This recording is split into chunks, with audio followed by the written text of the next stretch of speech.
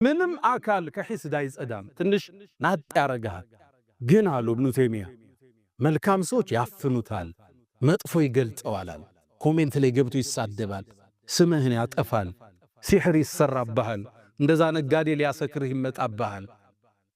መጥፎ ሰዎቹ ይራመዱታል። ሌላው ሲፈጠር ዋጥ እስትግፋር ያደርጋል፣ ዱዓ ያረጋል ውስጡ እንዲወጣ።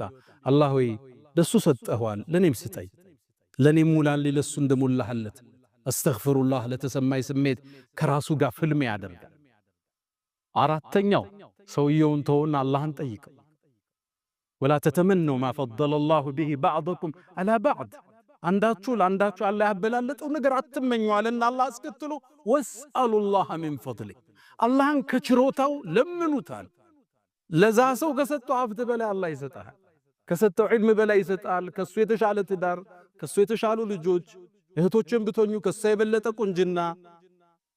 ሒስዱን ተውት፣ የሌላውን አትመኙት፣ ወደ አላህ እጃችሁን መልሱት። ጸጋ ደግሞ ለተቸርከው ወንድሜ ሶስት ምክሮችን ልቸር። መጀመሪያ ጸጋ የተሰጠው ሰው ሐሲድን የሚከላከለው ራሱ ነው። መጀመሪያ ካለህ ነገር አካፍለው።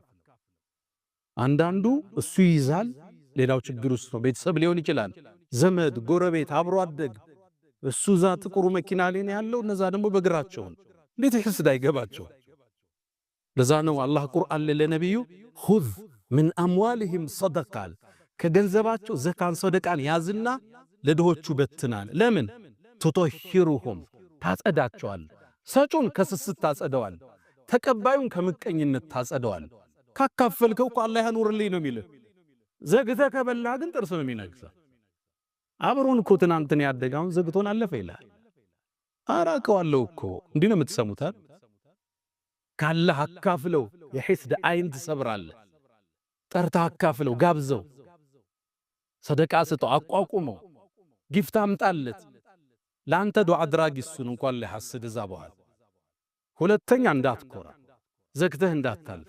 ሰርጋቸው ላይ ተገኝ፣ ስኬታማ ነኝ ብለህ እንዳትሸሽ፣ ለቅሶ እንዳትጠፋ። መንገድ ላይ በደንብ ሰላም በላቸው። ደስ ነው የሚለው ስኬታማ የሆነ ሰው ወርዶ ሰላም ሲለው ሲያቀፈው፣ ያንተ ዱዓ አድራጊ እሱ። የሐሲድን አይን የምትሰብረው አንተ ራስህ ባለመኩራት በማካፈል። ይህን ሁሉ አርገህ ደግሞ አልፎም ይመጣል ሐሲድ አይኑ ማይሰበር። እሱን ዱዓህን ያዝበት።